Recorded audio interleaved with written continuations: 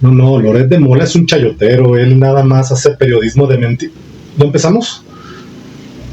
Avísenme. Bueno, pues buenos días, gracias por estar aquí. La idea de este episodio de hoy es hablar de algo que vivimos todos los días en la escuela, pero que casi nunca pensamos a fondo. El conflicto, y hacerlo claro desde la perspectiva de Paulo Freire, que insistía mucho en el diálogo, no como técnica, sino como postura. Y bueno, recordarles que este programa no es financiado por ninguna empresa. Pero antes de comenzar, les pido a nuestro panel se presente. ¿Les parece bien que empecemos por este lado? Hola, gracias por la invitación. Yo soy la maestra Giovanna. Buenos días, soy la señora Guadalupe Gómez, presidenta de la mesa directiva de esta escuela. ¿Qué tal? Soy Ernesto López, licenciado en educación primaria desde hace 20 años. Estos últimos 8 años estoy realizando funciones directivas. Soy director de educación primaria, tengo 2 escuelas a mi cargo. Quiero agradecer la invitación, quiero expresar la alegría que me genera el poder compartir con mis compañeros panelistas esta valiosa oportunidad de poder aportar bajo las miradas diferentes perfiles, en el caso mío del directivo, ante una problemática o ante situaciones que nos resultan en el día a día dentro de la labor docente.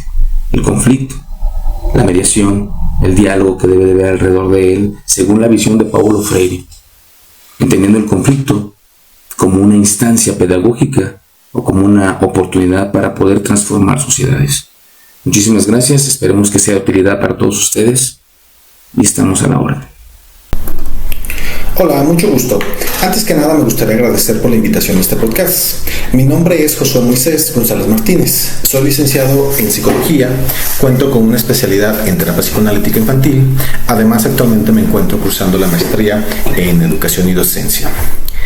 He acumulado una experiencia de 15 años dedicado a la noble arte de la educación y la comprensión humana. Mi trayectoria se distingue en un saber profundo y una dedicación inquebrantable a la excelencia educativa. Muchas gracias por la invitación. Pues bien, antes de entrar a ejemplos concretos, me gustaría que aclaráramos algo básico.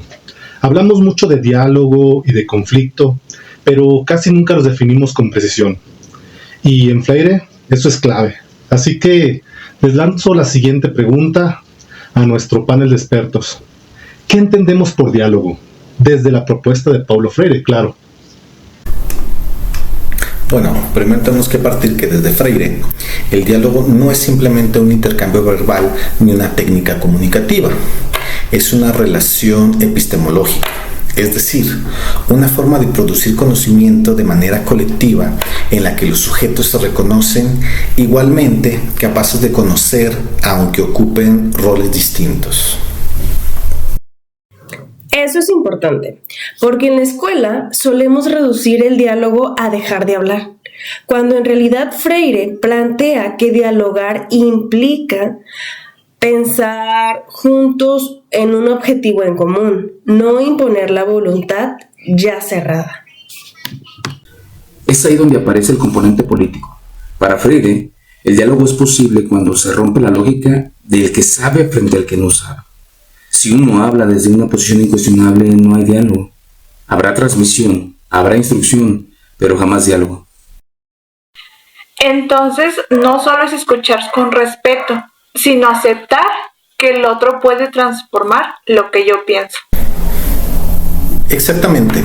Por eso Freire dice que el diálogo exige humildad epistemológica, reconocer que mi conocimiento es siempre incompleto. ¿Y del conflicto?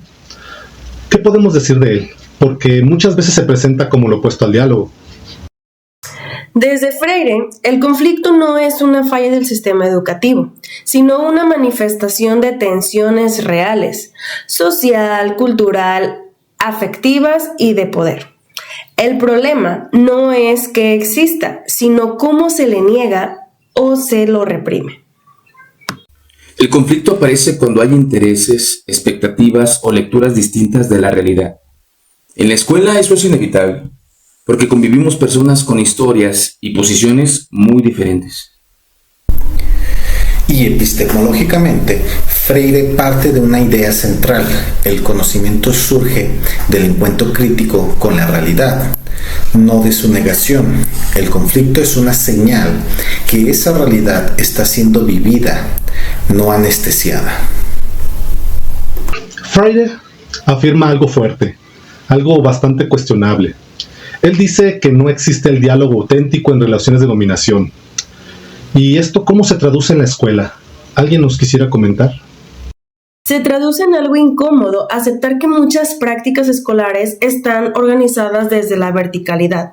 El maestro decide, el alumno obedece y el director sanciona. Yo como directivo lo digo con autocrítica. El cargo otorga poder institucional. El problema es cuando ese poder se vuelve incuestionable y se confunde con verdad.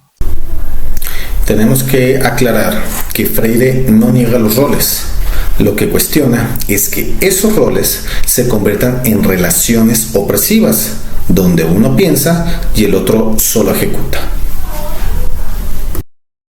Desde afuera, como madre, muchas veces se percibe que la escuela ya tiene una versión cerrada del problema y uno solamente es llamado para confirmarla. Ahí el diálogo se vuelve una formalidad. Se escucha, pero no se incorpora lo escuchado. Vaya, qué interesante. Entonces, lo que tratan de decir es que el conflicto aparece cuando el diálogo es simulado. Exactamente. Cuando no hay posibilidad real de incidencia, el conflicto emerge como resistencia, como malestar o como ruptura abierta. Claro, eso es muy cierto. Pues bien, ahora pasemos a los conflictos entre alumnos, que suelen ser los más visibles. ¿Qué me podrían decir de esto? En el aula vemos muchas veces peleas, burlas, exclusión, pero muchas veces se abordan solo como problemas de conducta individual. Yo creo que en esta parte Freire ayudaría a leerlos como conflictos relacionales y sociales, no solo personales. Ahí se producen jerarquías, estigmas y desigualdades. Desde la dirección, la presión suele ser el querer resolver las cosas rápido. Una sanción, un reporte, una suspensión. Pero eso no transforma la lógica del conflicto. Y como madre, a veces solo recibes la notificación del castigo, no del proceso. El diálogo en este punto no es pedir disculpas obligadas, es más bien reconstruir el sentido del conflicto. ¿Qué lugar ocupa cada uno? ¿Qué poder se ejerció? ¿Qué se silenció? Eso es lo que Freire llama concientización, hacer visible lo que normalmente se naturaliza. Ahora entramos en un terreno algo delicado. Este tema de los conflictos entre los docentes y los estudiantes. Aquí hay que decirlo claro. Muchas veces confundimos autoridad pedagógica con imposición. Cuando el alumno cuestiona, lo leemos como un desafío. Y eso genera choques constantes, porque el cuestionamiento es parte del acto cognoscente, no es una amenaza al orden. Freire es muy claro. Enseñar no es transferir conocimientos, sino crear las condiciones para producirlos. Sin conflictos cognitivos, no hay aprendizaje profundo. Pero también hay padres que piden más control. Porque culturalmente se asocia disciplina con silencio. El problema es que el silencio no es comprensión. Claro. Y ahí el conflicto es donde queda latente y acumulado.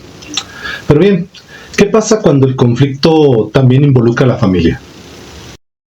Muchas veces nos sentimos colocados en una posición inferior, como si la escuela tuviera el saber legítimo y nosotros solo falláramos.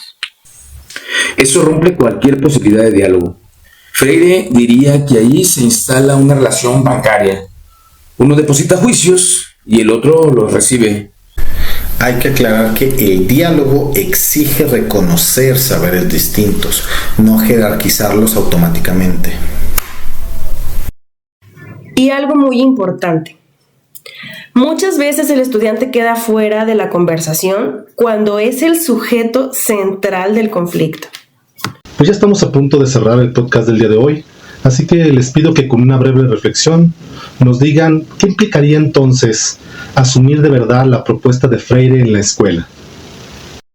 Construir acuerdos, no imponer versiones. También aceptar que el conflicto es pedagógico, no un error. Desde el posicionamiento que tiene Paulo Freire con respecto al conflicto, el diálogo que tiene que haber alrededor de ello para la solución, desde el ángulo de visión de directivo, para mí la reflexión más puntual sería revisar críticamente cómo es que quienes tenemos el cargo directivo ejercemos el poder institucional. Bueno, para concluir, implica entender el diálogo como práctica epistemológica, no como estrategia de control. Muchísimas gracias. Pues ya lo escucharon. Tal vez ahí está el elemento clave de reflexión. Para Freire, dialogar no es evitar el conflicto, sino evitarlo críticamente para transformarlo. Y eso, inevitablemente, cambia la escuela. Solo nos resta agradecer a toda nuestra audiencia del día de hoy que pudo haber escuchado este podcast sobre el tema de conflictos y diálogo de Paulo Freire. Muchas gracias.